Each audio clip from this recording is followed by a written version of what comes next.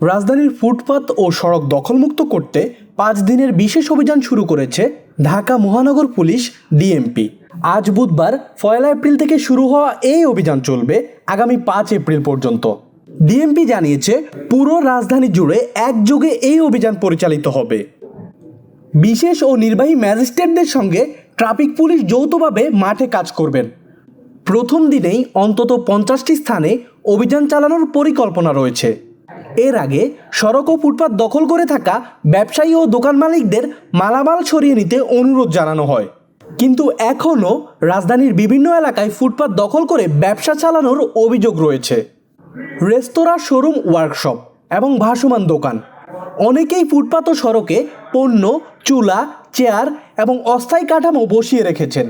এর ফলে পথচারীরা বাধ্য হচ্ছেন সড়কে চলতে, যা বাড়াচ্ছে যানজট ও দুর্ঘটনার ঝুঁকি। ডিএমপি বলছে, এবার কঠোরভাবে আইন প্রয়োগ করা হবে। নিয়ম ভঙ্গকারীদের বিরুদ্ধে জরিমানা এমনকি কারাদণ্ড দেওয়া হতে পারে। এছাড়া ফুটপাত ও সড়কে রাখা পণ্য জব্দ করা হবে। ডিএমপির মোবাইল কোর্ট ইতিমধ্যেই অভিযান শুরু করেছে এবং অবৈধ স্থাপনা উচ্ছেদ চলছে। কর্তৃপক্ষ বলছে, নগরবাসীর চলাচল সহজ ও নিরাপদ করতেই এই উদ্যোগ। এখন দেখার বিষয়, এই অভিযান কতটা স্থায়ী পরিবর্তন আনতে পারে ঢাকার ফুটপাত ব্যবস্থায়। যেটা লেখা আছে আমরা আপনাদেরকে দিয়ে দিচ্ছি। এখানে লেখা আছে, আমাদের যে দোকানপাট আছে, কোনো দোকান যদি কোনো এক্সটেনশন করে, অর্থাৎ দোকানের বাইরে তাদের কোনো কার্যক্রম চালায়, দোকানের বাইরে কোনো দোকান আর একটা টেবিল বসালো, কোনো চুলা বসালো, এই টাইপের কোনো কিছু যদি করে, অর্থাৎ কোনো পার্মানেন্ট কোনো দোকান যদি এক্সটেনশন করে সামনের দিকে নেয়, সেগুলো আমাদের রিমুভ করা আমাদের এই দায়িত্ব। এবং এই গণবিজ্ঞপ্তিতে এটাই বলা আছে যে এদেরকে এই ব্যবসাগুলো দোকানের মধ্যে থেকে যতটুকু করা যায় ততটুকু করতে হবে। এই উচ্ছেদগুলো আমরা করছি। এবং রাস্তার উপর যে অস্থায়ী দোকান আছে, ভাসমান যে দোকানগুলো আছে, যার মালিকানা খুঁজে পাচ্ছি না আমরা দীর্ঘদিন যাবৎ বা ৬ মাস ধরে আমরা এখানে দেখি দোকানটা রয়েছে, কোনো মালিককে পাইনি।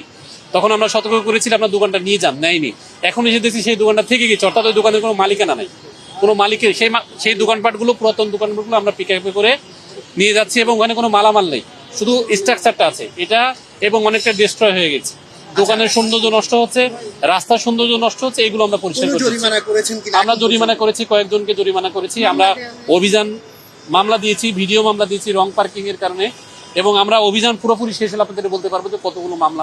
গণবিজ্ঞপ্তি দিয়ে আমরা বলছি, অনেকে অভিযান করতে আসলে বলে যে আমরা অভিযান সম্পর্কে জানি না, আমাদেরকে বলা হয়নি। আমরা আগে গণবিজ্ঞপ্তি দিয়েছি, আজকে অভিযান করতে আসছি, এরপরে অভিযান করার সময় আমরা হঠাৎ করে আসবো। এখন ওরা বলছে যে আমরা সরে গিয়েছে, তখন আমরা এরপরও যদি না হয় আমরা হঠাৎ স্টেপ নিব। আমাদের তথ্য থাকবে, আমাদের সোর্স থাকবে, সোর্সের উপর বেস করে সেটা আমরা করে দেবো। আরেকটা তথ্য আপনাদেরকে দিতে চাই, আমরা কোনো মোবাইল কোর্ট না, আমরা মোবাইল কোর্ট ছাড়া আমরা সামাই ট্রায়াল করতে পারি। আমরা হচ্ছে বিচারিক জুডিশিয়াল ম্যাজিস্ট্রেট। সেক্ষেত্রে আমরা যে এখানে বসে সাজা দিতে হবে এমন নয়। আমার কোনো পুলিশ অথবা অন্য সোর্স থেকে যদি আমরা তথ্য পাই যে অমুক জায়গায় এটা চলছে, তারও একটা ছবি তুলে আমাদের কাছে অভিযোগ করলে এর ১ সপ্তাহ পর আমরা বিচার করতে পারবো। আমরা ইনস্ট্যান্ট আমার সামনে ঘটনা ঘটতে হবে এমন কোনো ঘটনা নয়। এই ঘটনা যদি ৫ দিন আগে ঘটে থাকে, অর্থাৎ আমাদের এই আইনকে, আমার বিজ্ঞপ্তিকে লঙ্ঘন করে কেউ যদি দোকান দিয়ে থাকে, এর ১ সপ্তাহ পরেও আমার কাছে অভিযোগ করলে এর বিচারটা আমরা করতে পারবো, যদি প্রমাণ আমাদের কাছে থাকে যে এখানে একটা ছবি দেখেন উনি অনেক সময় এই দোকানটা দিয়েছিলেন। এই যে আমরা যে এই পার্টসের দোকানদার বলে যাচ্ছি, ওনারা এরপরেও যদি দোকানপাটগুলো পরিচালনা করে, আমাকে সাথে সাথে এসে করতে পারবেন। ওনার বিরুদ্ধে লিখিত অভিযোগ আমার কাছে দেয়, ওনার সাক্ষী নিয়ে আমি বিচার করতে পারবো, আমাকে আর আসতেও হবে না।